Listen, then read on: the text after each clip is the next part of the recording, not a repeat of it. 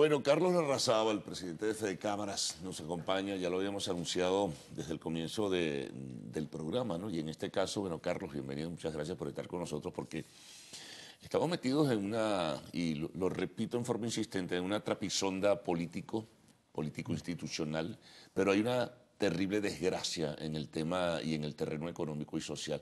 Y yo no sé cómo poder compaginar, yo creo que no son compatibles en este caso, y el país sigue y sigue a pesar de los anuncios, esperando una estrategia o por lo menos una mejor definición del tema económico, y no la hay. No, definitivamente. Lo que observamos es que el gobierno sigue en una agenda política y todas las medidas que toma, que aspira a tomar o que cree tomar en materia económica no son tales medidas como tal, sino lo que hace es profundizar el mismo modelo que nos ha traído hasta la crisis actual. Cuando uno observa los anuncios del pasado jueves, no encuentra nada novedoso. Más controles, más persecución al sector privado, tratar de achacar la culpa a una supuesta guerra económica que no existe.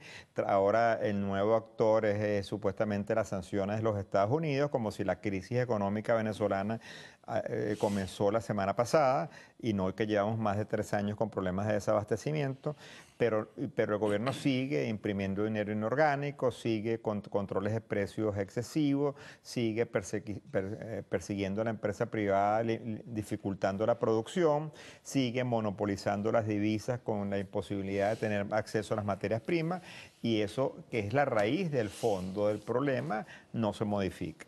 Ahora, fíjate tú, ahora que nombrabas divisas, de hecho se hicieron unos anuncios de hacer mucho más flexible el sistema cambiario venezolano con la incorporación de otras divisas internacionales que de paso dependen del dólar. Dólar es el parámetro de referencia fundamental, pero a la par lo de las casas de cambio. Se anuncia que el DICOM, aun cuando no se acepte formalmente, pues terminó siendo un fracaso. En fin, no hay subastas desde hace ya algunas semanas atrás. ¿Qué nos indica esto? Bueno, para que tú tengas una apertura y tengas un sistema de cambiario fluido y logres bajar el dólar innombrable, el dólar negro, tú tienes que tener oferta. Y para que tú tengas que tener oferta, tienes que tener acceso a esas divisas. Y por la realidad venezolana, la única forma de tener esas divisas es ir al financiamiento internacional, que es lo que, para lo que cual está ahí el financiamiento. Para eso está hasta instituciones como el Fondo Monetario, el Banco Mundial, el Banco Interamericano, la CAF, entes que están para apoyar a los países cuando tienen dificultades económicas. Pero para que ese financiamiento pueda llegar, tú tienes que tener un programa económico creíble, vendible, que te pueda garantizar que tú vas a tener capacidad de pago para retomar, para repagar esos préstamos. Y esa misma realidad es la que aplica para el sector privado. El sector privado perdió toda fuente de financiamiento. Recordemos que aquí el gobierno nacional autorizó las importaciones de más de 10.000 millones de dólares hace ya más de 3 años atrás, donde las empresas importaron, procesaron, vendieron esos productos, atendieron las necesidades de los consumidores. Y después, cuando había que pagar a los proveedores, el gobierno no autorizó el pago a los proveedores. Esa deuda está ahí y todos esos proveedores internacionales nos tienen cortadas las líneas de crédito. Entonces, mientras esos temas no se solventen y mientras el gobierno insista en que en vez de solventar el problema del socialismo del siglo XXI, en vez de modificar el plan de la patria, que es lo que nos ha llevado hasta acá, lo que busca, como se dijo en el discurso del pasado jueves, que hay que profundizar el socialismo como única vía, no esperamos tener ningún resultado positivo Ahora de estas fíjate, iniciativas. ahora al gobierno se le debe presentar una coyuntura muy particular porque hay una reducción de los ingresos por vía de la renta petrolera, pero tiene que asumir compromisos de carácter social. Bueno, el gobierno, como el aparato productivo está, bueno, sencillamente casi que paralizado, tiene que importar, pero no tiene el suficiente dinero para importar y a la par tiene que cancelar unos compromisos internacionales de deuda externa. El último tramo de lo que debe, por lo menos por este año, lo tiene que cancelar ahora en el mes de octubre. ¿Cómo va a ser? ¿Que se visualiza un desabastecimiento si paga la deuda externa? El cuadro es realmente complicado, porque fíjate que en el sector alimentos, ahorita en el periodo de siembra, que es entre el 15 de abril aproximadamente y mediados de julio, apenas se sembró en lo que es maíz blanco y maíz amarillo el 30% del área cultivable. ¿Eso por qué? No es porque los productores no quisieron sembrar, no es porque los productores tuvieran una supuesta guerra económica, es porque Agropatria, anterior a Agroisleña, no suministró la semilla, no suministró el agroquímico, no se suministró los fertilizantes, y eso nos va a afectar profundamente lo que es el suministro de materia prima nacional altamente requerida para el segundo semestre, para lo que es la producción de la harina precocida y para lo que es la producción del alimento concentrado para pollo, cerdos y ganado bovino.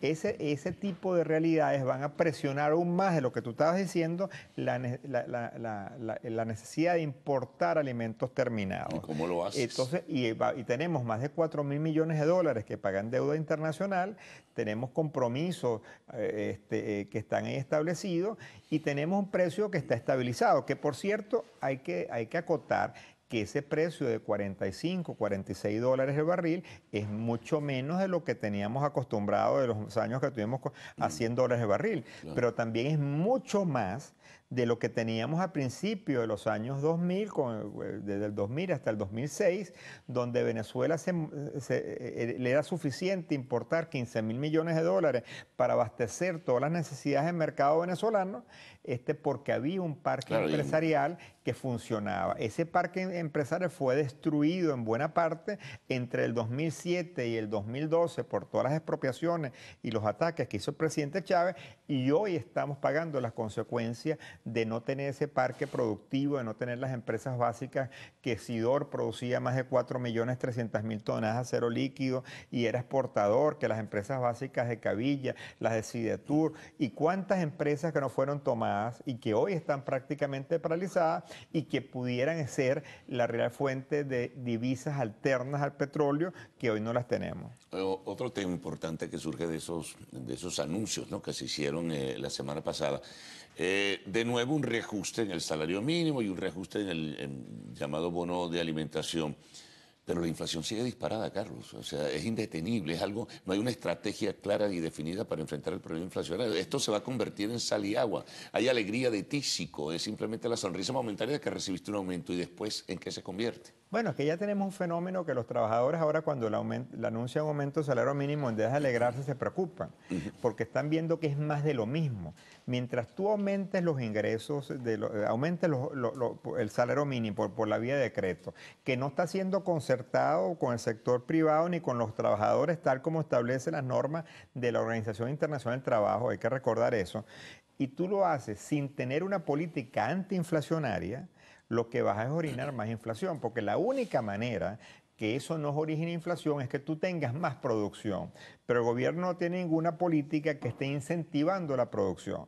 Y eso es sencillo, si tú haces cualquier producto, si tú eres hasta un productor de perro calientes en la Plaza Bolívar de Caracas, y tú haces 500 perros calientes al día y tienes un asistente que trabaja contigo. Si ahora le tienes que pagar 40% más a ese asistente y tú vendes los mismos perros calientes, el costo del perro caliente te va a subir. La única manera que ese perro caliente no cueste más es que tú vendas ahora más perro caliente y puedas diluir los costos. Entonces, ese ejemplo tan sencillo aplica para toda la economía. Tú tienes que tener una política que incentive la producción. Tú tienes ahorita el aparato productivo nacional produciendo apenas un 30-35% de capacidad instalada por múltiples razones, falta de materia prima, controles de precios excesivos, de múltiples razones. Tienes el sector comercial prácticamente paralizado. Tú vas para cualquier centro comercial, para cualquier local y ves lo dolor que no hay mercancía que vender. Entonces, si tú tienes que mantener la misma nómina de trabajadores y no tienes mercancía que vender, lo poco que tienes te va a costar más caro vender, porque tú tienes que pagar la nómina, tienes que pagar los impuestos, tienes que pagar la luz, tienes que pagar los servicios, y eso es la realidad. Es una lógica muy... Es una lógica muy sencilla, pero pareciera que el gobierno sigue sin entenderla. Ahora, esto de los que no lo llamaron controles, sino se acordaron o se van a acordar precios de 50 productos, de 50 rubros básicos. ¿A qué nos va a llevar esto? ¿A la desaparición de esos productos y a que aparezcan en el mercado negro a un precio mayor, como tú señalabas? Bueno, La experiencia nos ha indicado eso. Mientras tú restringes los controles, empiezan a aparecer mercados negros indeseables. Recordemos aquella vez cuando los huevos, ya el viceministro Arriaza, creo que fue en aquel momento, dijo, ahora se van a controlar el control. Y de los huevos desaparecieron y empezaron a aparecer vendedores de huevos en todas las calles de Caracas, de las ciudades, en los mercados informales. De los cartones de 420, que era el regulado, están ahorita en más de 30.000 bolívares. Exactamente. Entonces, mientras tú asfixias a la actividad privada, empiezan a crearse mercados informales. Y hay que recordar que el 50% de la producción de prácticamente todos los alimentos controlados se les tiene que entregar al Estado, y el Estado es el que controla esa distribución.